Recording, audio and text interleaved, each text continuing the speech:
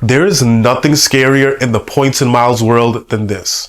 You transfer 100,000 hard-earned points to an airline, you go to book that perfect business class flight that you've been planning for months, and you get an error message. The flight doesn't exist, and now your points are stuck. That nightmare scenario was called phantom award space, and if you've been in the points and miles game long enough, you've either experienced it yourself or you know someone who has. Now here's the thing. Phantom availability happens way more often than it should, especially with certain airlines and partnerships.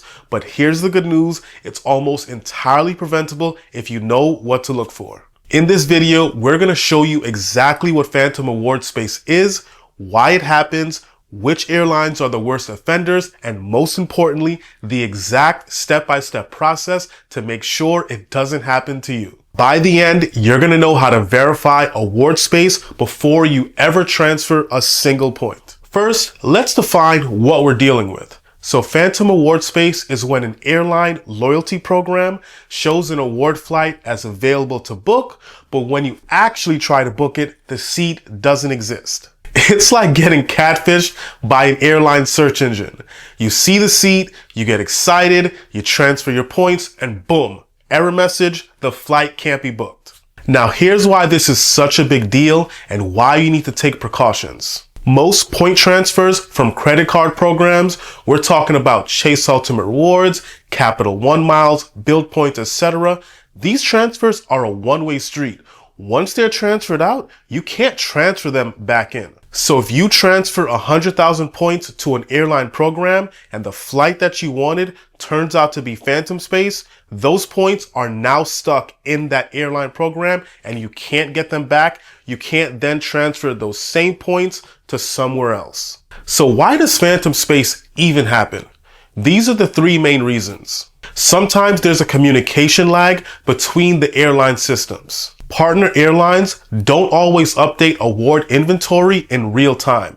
So a seat might have been available an hour ago, but if someone else has already booked it and the system hasn't caught up, you're going to be looking at stale data. Reason number two, sometimes the airline's website or the booking engine just simply displays incorrect inventory due to poor integration between their reservation systems. You would think that these multi-billion-dollar companies would have up-to-date systems, but some of them are still using legacy IT systems that don't always properly communicate with each other. And reason number three, some airlines reserve premium cabin award space for their own loyalty members and don't actually release those seats to partners. But the partner's search engine shows them anyway. It's misleading, but it happens all the time. But quick pause, if you're finding this information valuable so far and you never want to fall victim to phantom award space or other nightmares in points and miles, do us a favor, hit that like button and subscribe if you're not subscribed already. But moving on, let's go over the exact verification process that's going to save you from phantom award space. So of course, you need to be able to tell how to know when you've hit phantom award space. Here are the telltale signs. You try to book online and then you get an error before or while you're at the checkout page. You click book and instead of going to payment, you get this flight is no longer available or you're unable to complete booking. Sign number two, a phone agent can see the flight in their system, but they can't actually complete the booking. They'll say something like, I see it here, but when I try to ticket it, the system won't let me. And sign number three is when different partner airline websites are showing conflicting availability for the same flight. A good example of this is if United is showing 2 business class seats available for a partner airline, but then Air Canada is showing 0, something's wrong, and it's likely phantom award space that United is showing. This is what you want to pay attention to because there are specific airlines and partnerships where this happens way more often than with other airlines. Let's go over some of the most notorious offenders. These are the airlines and partnerships that are known for showing phantom space regularly.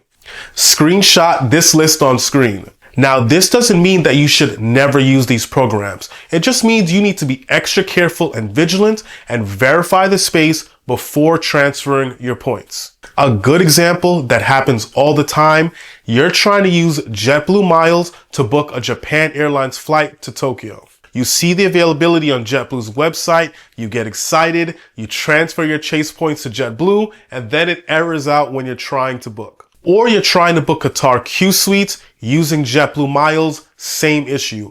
The space shows up, but it's not actually bookable. So how do we actually avoid this? I'm about to show you the exact verification process. So this is the most important section of the video. I'm going to walk you through 5 specific strategies to verify award space before you transfer those points. Follow these steps and you'll almost never get burned by phantom space. For strategy 1, you want to cross-reference multiple airline websites. This is the golden rule. If at least 2 different partner airlines are showing the same flight as available, it's likely real award space. Let's go over an example to illustrate this.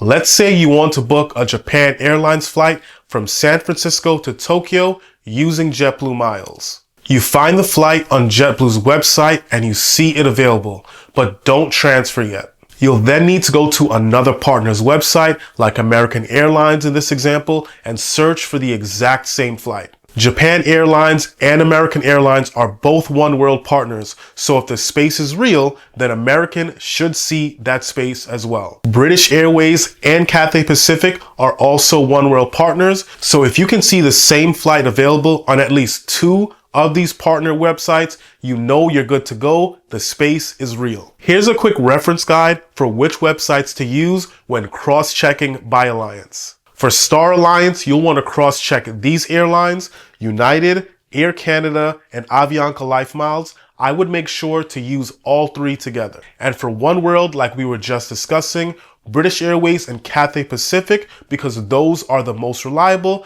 And you can also check American Airlines and Alaska, but they can sometimes be victim to phantom award space. So try to focus more so on British Airways and Cathay. To cross-check for SkyTeam partner flights, Delta Sky Miles is going to be your best bet as they are the most reliable. And then you could use for your secondary searches Air France and Virgin Atlantic. For strategy number 2, you want to actually go through the booking process. It's simple but effective. Go through the entire process on the airline's website and get as far as the payment page without actually paying. If you can reach the final confirmation screen where it's asking for your credit card, there's a very strong chance that the space is real. If you're hitting an error before that, yes, it's likely phantom. The further you get in the booking process, the more confident that you can be. For strategy number 3, you can call the airline before transferring your points. This is the most nuclear option, but it's also one of the most reliable. Call the program that you plan to book with and ask the agent to confirm if the award space exists. Make sure to be specific and give them the exact flight number, the date, and the cabin class. If they are able to confirm that it's available, here's what you can do. You can transfer your points while you're still on the phone with them and have them book it right away. You don't need to hang up and wait and call back.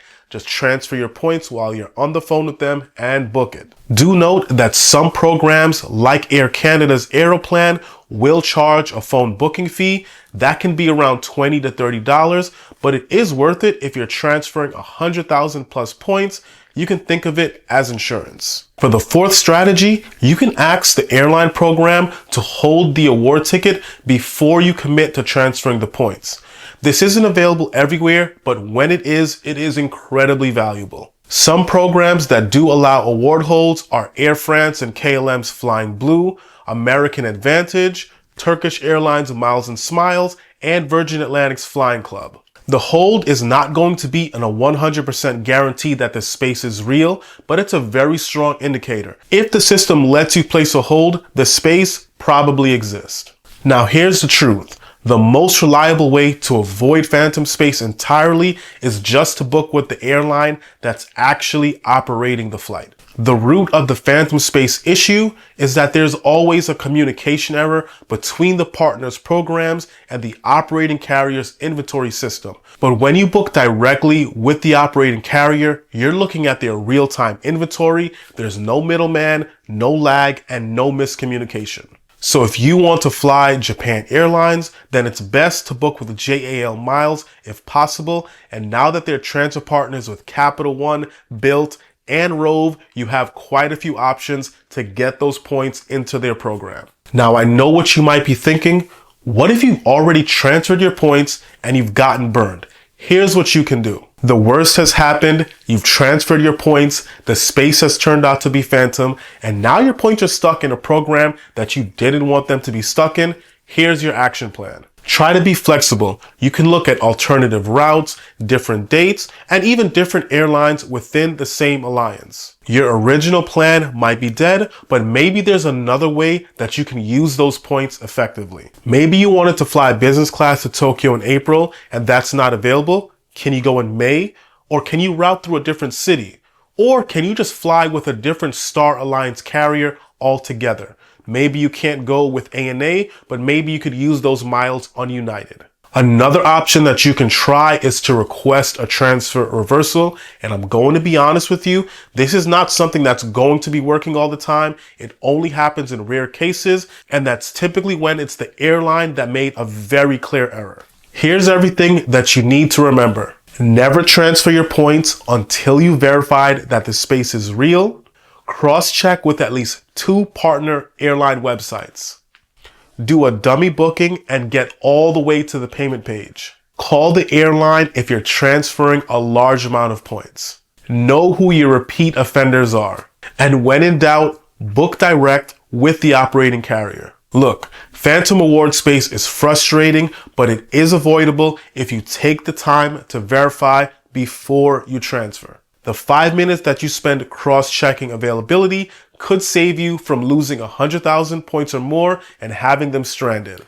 So there you have it. That's everything you need to know about phantom award space and how to avoid it. If this video just saved you from a potential disaster, go ahead and hit that like button and subscribe, because we're constantly covering booking strategies, program updates, and insider tips just like this. And tell me, have you ever been burned by phantom award space?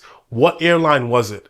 Let's help each other out by sharing the experiences in the comments. All legal disclosures can be found in the description box below. We'll see you guys in the next video.